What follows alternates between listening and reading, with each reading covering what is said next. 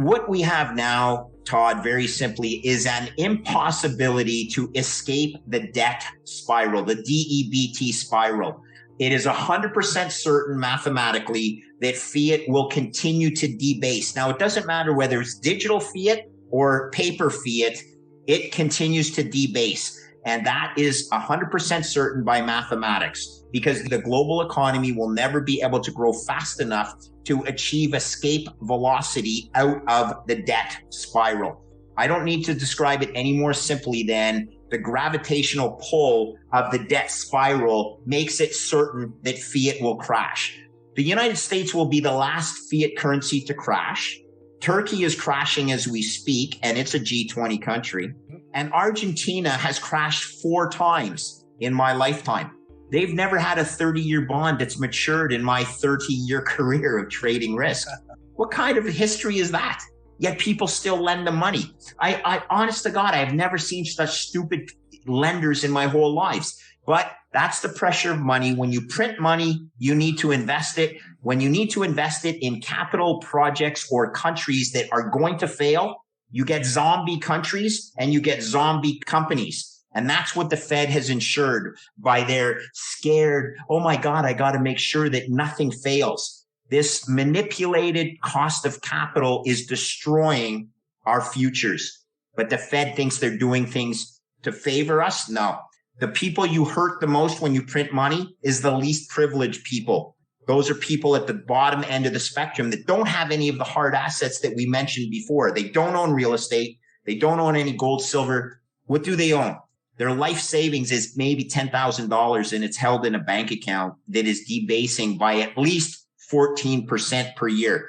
Did you know if you measured the CPI using the original formula from 1980, they just reported 6.2% year over year increase, right? Using a revised formula. If you had used the original 1980 formula, CPI is actually over 15% annualized today. They're robbing from us. Yet, don't forget, we're giving money to people, and I'm going to get elected for another 4 years. Man, it is a disease. Fiat is a disease. Bitcoin is hope. Bitcoin is freedom from central bank disruption and avoiding the creative destruction that is so necessary in a capitalist society.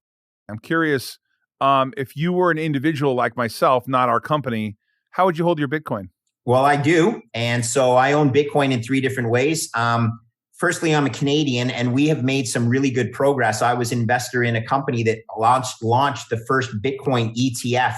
Oh, excuse me. It was a closed-end fund to begin with. It is now an ETF on the Toronto Stock Exchange. Okay, so we allowed Canadian investors to invest in a Bitcoin fund that you could put in a tax-advantaged, what we call RRSP in Canada, registered retirement savings plan, or a tax-free savings account, a TFSA.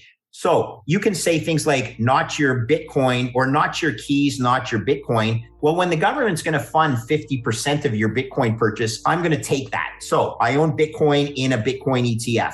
I also own Bitcoin in the US market in something called GBTC, which I surmise you're pretty familiar with. Of course. And does offer the best arb opportunity I've ever seen in my life. Mm-hmm. And I own Bitcoin in cold storage, and I carry Bitcoin on my wallet so I can send it around and send it to Australia and have it settle in 10 minutes and continue to be amazed every time it does. When I compare that to going to a bank and jumping through hoops and trying to send money cross border, and that stupid system is held together by baling wire and masking tape, right? It's doomed to fail. And Bitcoin is the solution in all of those ways. So yeah, you hold Bitcoin in cold storage. That's where you should.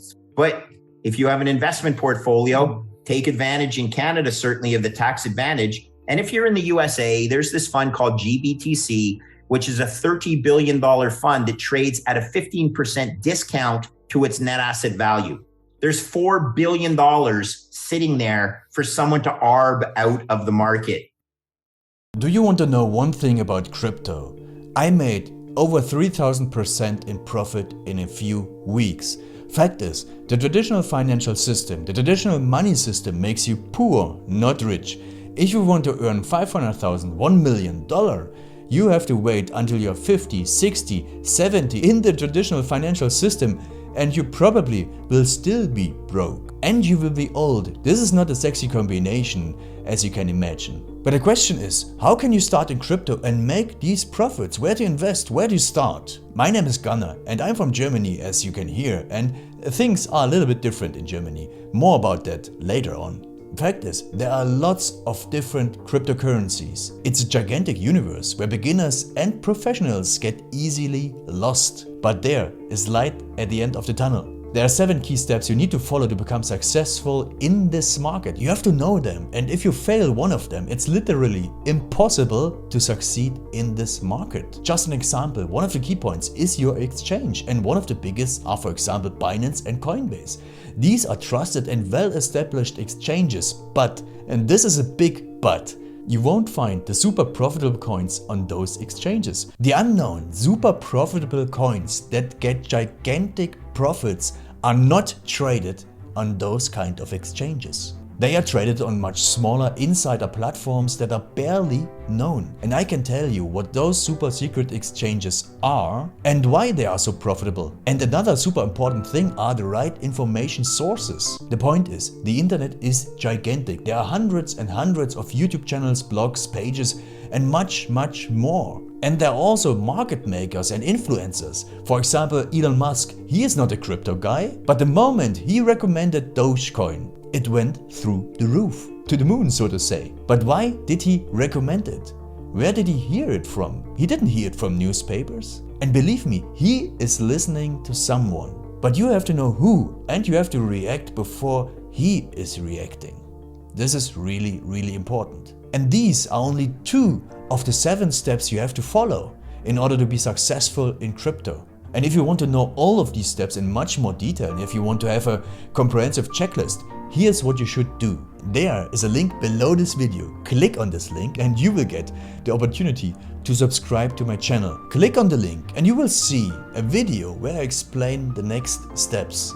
So see you soon. Click on the link now. I'll see you there.